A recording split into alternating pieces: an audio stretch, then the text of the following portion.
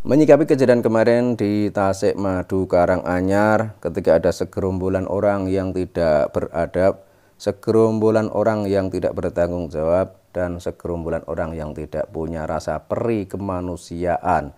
Dikabarkan ada sekitar 50-an orang datang ke rumah seorang lelaki tua bernama Mbah Mono. Mereka datang tanpa permisi, bahkan mereka datang dengan tujuan untuk mencari Mbah Mono, dan apa yang mereka lakukan mengkhawatirkan bagi keselamatan nyawa Mbah Mono. Tentu saja hal itu memicu reaksi masyarakat di Indonesia yang akhirnya pada malam harinya di sekitar rumah Mbah Mono berkumpul banyak laskar yang siap menjaga Mbah Mono dari hal-hal yang tidak diinginkan. Karena pada malam harinya tersebar isu bahwa kelompok-kelompok yang mendatangi Mbah Mono akan datang lagi, sehingga para laskar tersebut yang juga diikuti oleh warga sekitar sudah siap siaga. Tapi faktanya atau kenyataannya, mereka yang katanya mau datang lagi tidak datang malam itu. Kemudian terkait apa yang dilakukan oleh Mbah Mono, kabarnya sudah dimediasi dan sudah bertemu antara Mbah Mono dan pelaku. Dan ini videonya. Saya Kepala Desa Gaum, alhamdulillah pada hari ini yang terkait viral di media sosial tentang ucapan dari warga saya, beliau Mbah Mono. Alhamdulillah pada hari ini kami sudah bermediasi di Polsek Tasikmadu dan dinyatakan Mbah Mono minta maaf pada seluruh warga Kabupaten Karanganyar dan seluruh Indonesia apabila dalam postingan Mbah Mono membuat kegaduhan di Kabupaten Karanganyar, terutama di Polsek Tasikmadu. Mbah Mono kami besar mohon maaf sebesar-besarnya, semoga kejadian ini tidak terulang lagi dan seluruh aktivitas kembali ke semula dan keamanan Tasikmadu kondusif, aman dan terkendali. Dan alhamdulillah ini ditemani Pak Basuki pada hari itu bersilaturahmi kepada Pak Mono yang di media sosial menggambarkan bahwa Pak Basuki menggerebek rumah Pak Mono menggedung itu adalah berita hoax. Jadi selama muslim ini saling silaturahmi saja, jadi berita itu dibuat-buat, dipelintir-pelintir untuk membesarkan, membuat gaduh suasana. Sekali lagi saya mewakili Pak Mono, Pak Basuki pada hari ini, insya Allah Tasikmadu, Kabupaten Karanganyar aman, terkendali, tidak ada permasalahan apapun. Kita sama muslim tetap saudara. Cukup sekian. Assalamualaikum warahmatullahi wabarakatuh.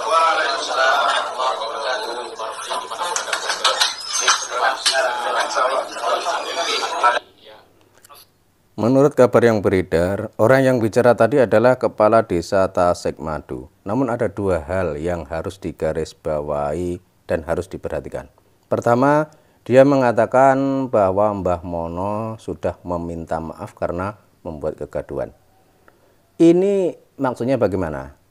Mbah Mono ini orang yang membela orang pribumi Nusantara karena mendapat tantangan dari Rizik Syihab. Mbah Mono ini cuma membalas tantangan Rizik Syihab. Jadi sumber persoalannya itu Rizik Syihab. Tapi kenapa di sini seolah-olah dianggap bahwa Mbah Mono adalah sumber kekacauan tersebut? Kemudian yang berikutnya, terkait si kepala desa tadi yang bilang bahwa video yang beredar itu hanya hoak. Lah ini maksudnya bagaimana? Karena kita semua bisa melihat bagaimana kelompok yang tidak beradab ini membuat video ketika mendatangi rumah Mbah Mono. Bagaimana kelompok tidak beradab ini menunjukkan ketika dia masuk ke suatu ruangan, kemudian di situ menemukan sebuah bendera PWI. Jadi mereka ini sudah melanggar aturan negara, sudah melanggar aturan agama.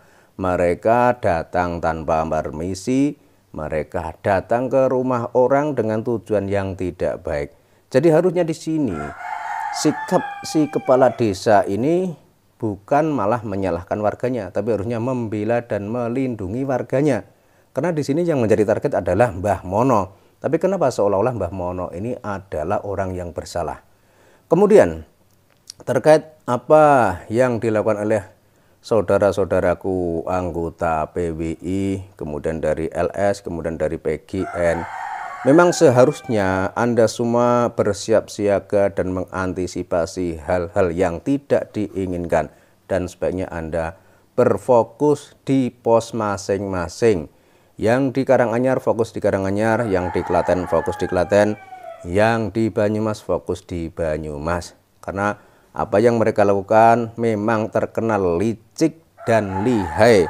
mereka tidak jarang-jarang menggandeng aparat kepolisian untuk melakukan aksinya, yang tujuannya adalah agar mereka ini seolah-olah terkesan dilindungi dan apa yang mereka lakukan ini seolah-olah direstui oleh pihak keamanan atau pihak kepolisian.